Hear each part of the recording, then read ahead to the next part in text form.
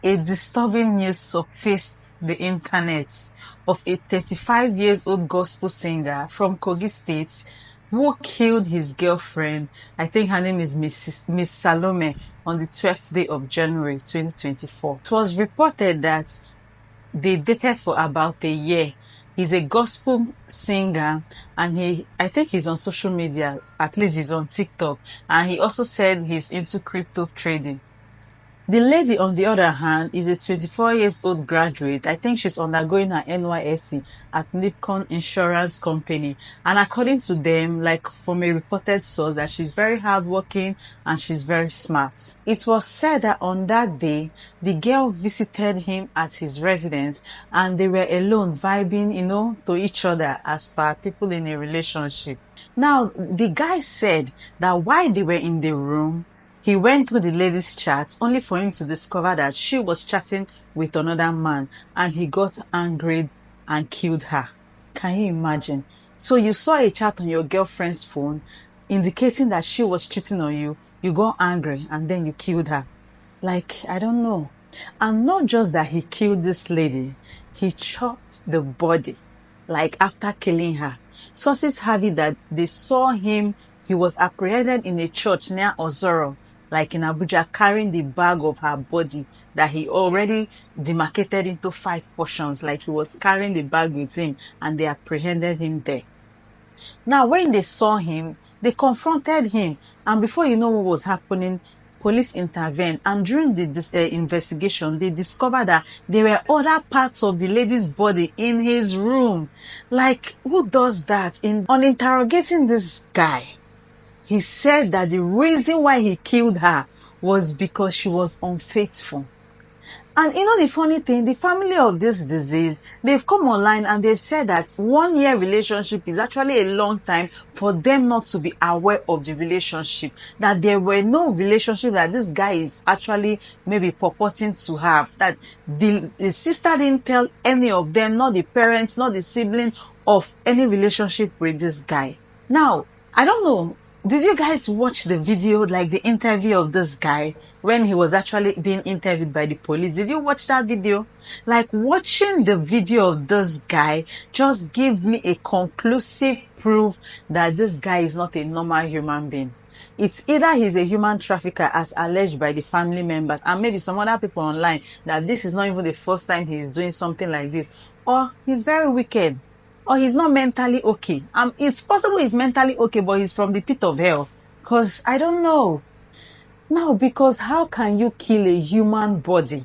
And after killing the body, like you chop the body and put the body in a bag. And he said he has no regrets. They asked him, do you have regrets? He said he has no regrets.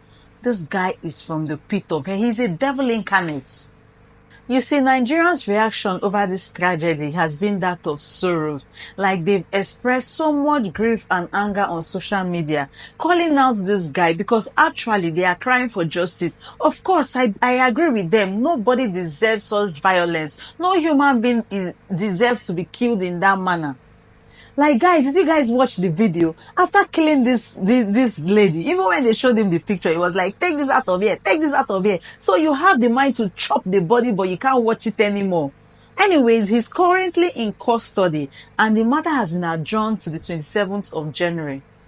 And the truth of the matter is that this guy doesn't regret this issue. He's not remorseful. If you leave him out on the streets, another person is going down. It might even be your sister. So that guy needs to be apprehended. Now, my opinion on this as a lawyer is that first, it is crystal clear from the evidence gotten at his residence and even his confessional statement that he actually committed this offense. It is clear. Now, one can say what would have prompted this thing to happen. It is either he is mentally sick, which I doubt, or he's extremely wicked, which I know that should be the case, as no human being in his right sense will actually do this to his fellow human, no matter anything. Even a murderer don't kill this way. No, murderers will just shoot you gun and go. It can't pieces your body. Hi. As no human being in his right sense will actually do this to his fellow human, no matter anything. Even a murderer don't kill this way. Now, as a lawyer, let me state this. The defense available to this guy in a scenario like this is either that of provocation or that of insanity. Now, between provocation and insanity, I know for a fact that insanity will fly more. The reason is because insanity does not make one totally, should I say, free from the consequence of his or her action. And mind you, insanity does not mean that you're denying the commission of the offense. You're only implying mental disorder. And in order for insanity to be successfully pleaded, the defendant, or in this case, the murderer, this guy, must prove that he was suffering from a mental illness or natural mental infirmity at the time of committing the offense. And not only that, the defendant must also state that the illness or infirmity prevented him from knowing the nature of his actions or knowing that what he was doing is wrong, and that the illness prevented him from controlling his actions. Where the court agrees with the defendant that he is insane, what will happen is that he will be committed to a mental facility, a mental health facility, until he or she is fit to stand trial, and he may be given a reduced sentence or maybe even an acquittal. Well, let me say this. Generally, in Nigeria, there's a presumption that everybody in Nigeria is sane. You can imagine, until the contrary is proven, and everybody is responsible for his or her action. But when it comes to an insane person, the insane person has already rebutted that general presumption, as the insane person is incapable of committing an offense because he or she is unaware of the actions, consequence, or omission that he or she has made. The Criminal Code of 2004 provides that a person is not criminally responsible for an act or omission if at the time of committing that act or omission, he or she is in a state of mental disease or natural mental infirmity, as to deprive that person of the capacity to understand that what he or she is doing, it's wrong, or the capacity to control his action, or to know that he is not supposed to do that act. You see, this insanity thing is always used in homicide cases. Like in cases like murder, it's always pleaded, and it's actually a valid defense.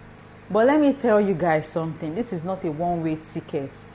He has to prove evidence of his history of insanity and to show other insane acts. If the person has been committed in custody before, the prison warders have to come and testify of his insane act as well. Now, a medical officer needs to even examine him and bring a report showing his insanity. Also, there must be an evidence from a relative about his general behavior. There must also be an evidence from his family history, not just his relative. They will trace the history to maybe find out if insanity runs in their history or their blood. All these things needs to be proved, and it must be proved conjunctively, not just one. It's a very hard defense, but when it is done appropriately, it can actually exonerate anyone and acquit the defendant, even if the person killed someone. But in this scenario, this guy killed, chopped, packed in a bag. There's every evidence that this guy is into human trafficking, because he must have removed the essential organs. He's into human trafficking. For me, don't be surprised if you see a lawyer defending him, but no judge will acquit this guy for murder, whether it's by insanity or provocation, because the evidence before this guy is crystal clear, and he confessed that he has no regrets. I think that he was carrying those bags to go give to maybe his other conspirators. They should investigate him and find out who is actually behind this killing, because this is not ordinary. My advice to ladies, please be very careful. Before you go out anywhere to see a guy, inform a trusted person about where you're going to. Be very careful. Send your location, and if you sense anything unusual, please make a call. Okay. Let me know what you guys think in the comment section. Do you think this guy will actually face law, considering how Nigeria is? And even if they acquit him and he comes out to the streets, trust me, they will kill him in the streets. Because there is this story of a South African guy that killed his girlfriend, and he was acquitted. He came back to the streets, people killed him. So this guy, his story is everywhere. If he comes out in the streets, he will actually die, whether by law or by maybe the streets. Whatever way, he will die. Let me know what you guys think in the comment section. Thank you for watching my video, and see you on my next video. Bye.